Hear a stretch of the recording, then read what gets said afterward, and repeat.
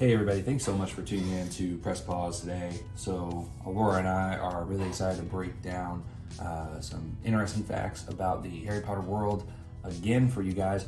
Obviously, we have both attended Hogwarts School of Witchcraft and Wizardry. However, neither Aurora and I have ever attended the school at Durmstrang Academy. We've never attended that school. However, we have been invited to campus for multiple tours, and we are here today to share that with you. So let's go ahead and get into news about Durmstrang, give you guys some information about the school, and hope you guys enjoy the video.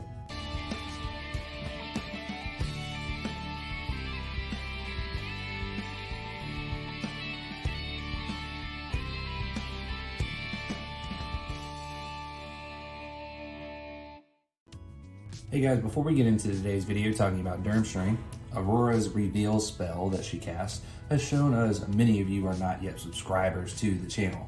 So if you enjoy the content, please subscribe as it helps the channel a great deal. Alright guys, so getting into the video today, talking about Durmstrang Academy. Now, for those of you who don't know, Durmstrang Academy is another school within the Wizarding world that we did see. Its intro in the movies was the Goblet of Fire, which is the fourth installation of the films. And we're going to break down that school, talk about it a little bit. We saw them compete in the Tri-Wizard Tournament. First off, we're going to talk about the founding of the school. The school was founded in the Middle Ages, okay, by a Bulgarian witch, okay? Yes, through the movies, you would only think that Durmstrang is a boys' school. It is purely a all-boys academy. However, that is not the case. Durmstrang was actually a co-ed school.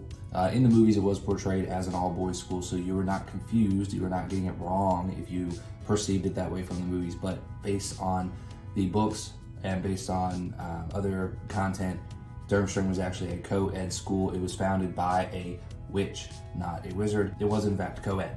Now, the original founder of the school suffered a, quote, mysterious death, okay, which no one ever really figured out what happened to the founder of the school, the first headmaster of the school. It was a mysterious death that did occur with them.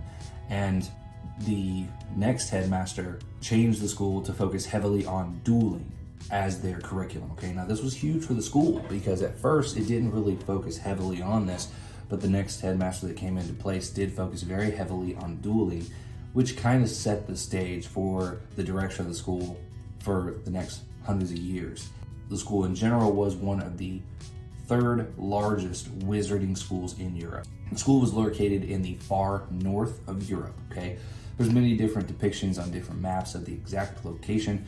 However, obviously that's really hard to figure out because it is unplottable, meaning that just like Hogwarts, which we talked on our previous video where we dived into Hogwarts, unplottable means that you don't show up on maps. So it's hard to find this location. This school actually went as far as to cast memory charms onto people who actually came into the school grounds, so when they leave, they actually didn't know where the location of the school was anymore. I don't know exactly how that affected students when they needed to return back to school and alumni and things that I'm sure they would want back, but that was something very interesting that they did a little bit further than what Hogwarts actually casts when people come. It's just unplottable, but Durmstrang actually has memory charms wrapped into their unplottability with their school.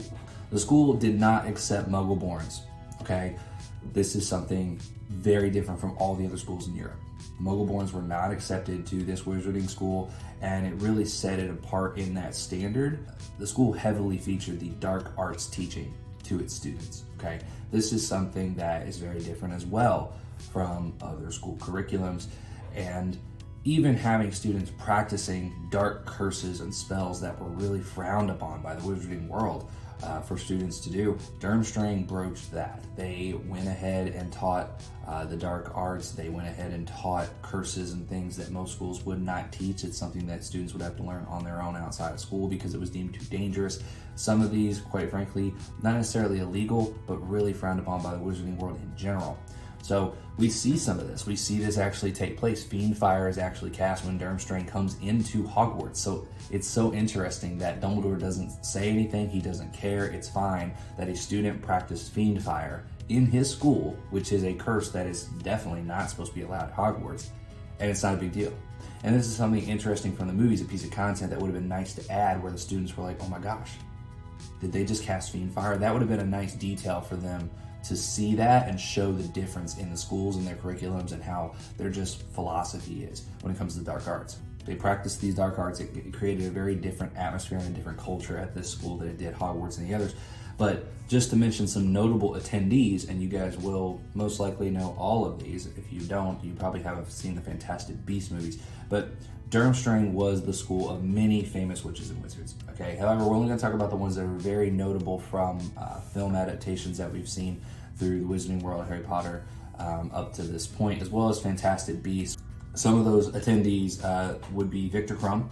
Victor Crumb was actually a professional Quidditch player. At the time that he was enrolled at Durmstrang Academy, so this guy's an actual professional athlete while he's there at this academy. And this is, I mean, these schools are pretty much high schools, okay? So you're talking about, you know, say a tennis player who's overplaying in the French Open in Roland Garros, and then the next day he's back at high school, you know, learning his geometry. It's very, very crazy that he was that skilled at that level of his age, way beyond his years, obviously. And we did get to see him participate in the Quidditch World Cup in the Goblet of Fire, which was a really cool experience.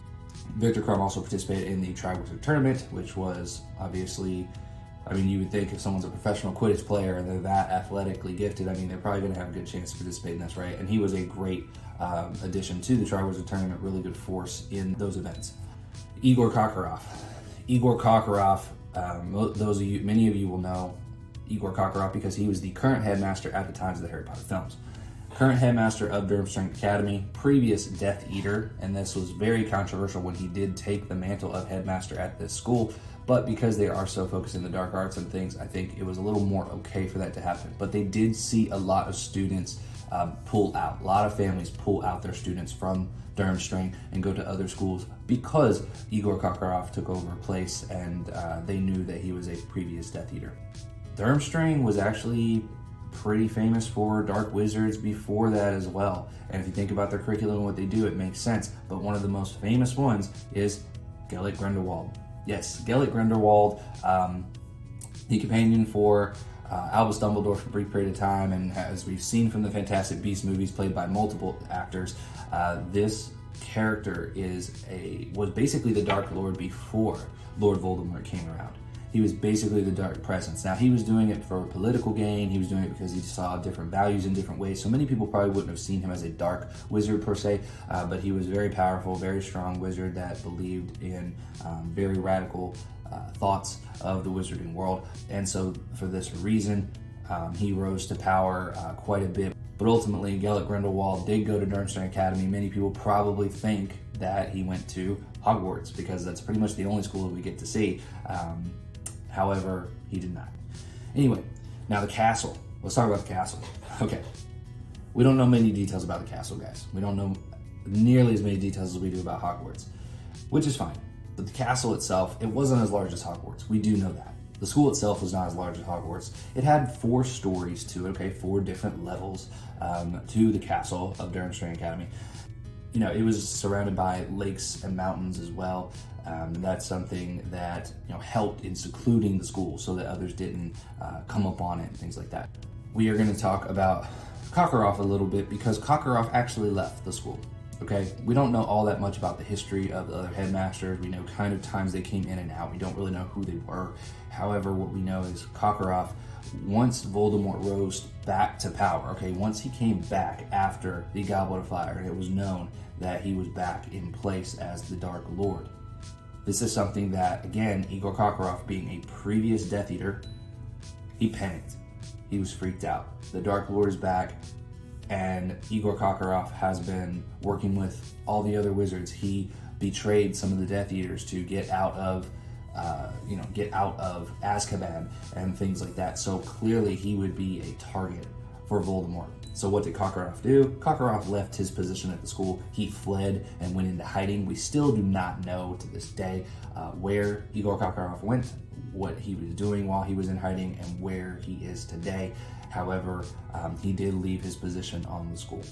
And this did leave a little bit more favor back in the school. I don't know who took over place as the new headmaster. That is something that is not revealed as of today yet either. However, I'm sure that because there were a lot of people who pulled their students from the school, with Igor Kokorov being the headmaster, there were a lot of students that did come back to fire in the school for lamps and things. They were only able to illuminate fire for magical purposes, for magical practicing purposes. So the school was pretty dark, right? It was very old and behind in the times that they were in, as well as the harsh way of teaching, that looking at how, dark arts need to be practiced, and we need to practice them on each other and practice curses on each other and things like that. And those were actually things that happened at the school.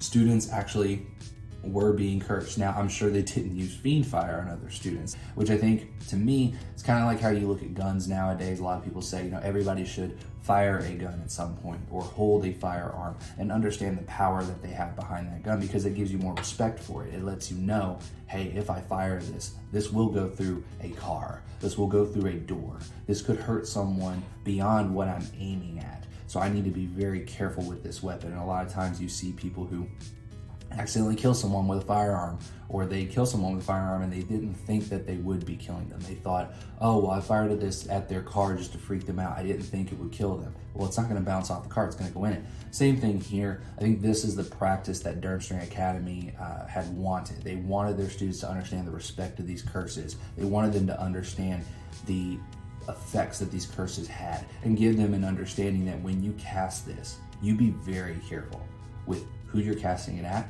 and what you're doing, because it can be very damaging. And ultimately, I think that might have helped the students in some ways, as opposed to, say, Hogwarts, where those students, they probably had no idea of the level of impact of some of the curses that they were taught, and finally they would use them and they'd be freaked out at how strong the curse was. Anyway, that is pretty much it for Durmstrang. Like I said, we don't have as much information as we do for Hogwarts, but that's pretty much some of the history, a little bit about the castle, a little bit about their culture, and some of the people that had graduated school there. So I hope you guys found the video interesting. I hope there's some things that you learned about the school. And yeah, so before we go ahead and wrap up the video, guys, just wanted to say, go ahead and hit that subscribe button again. Like the video if you enjoyed the content. And we are official travel agents, so if you want to go see the Wizarding World of Harry Potter down in Universal Studios in Orlando or California, feel free to reach out to us. We'd love to help you book your next set of magical memories here with our travel agency. Again, it's a free service. It doesn't cost you anything to book with us, but it does help the channel out tremendously, as well as liking and subscribing to the channel. So thank you guys so much for tuning in. I really appreciate it, and we'll talk to you again on the next video.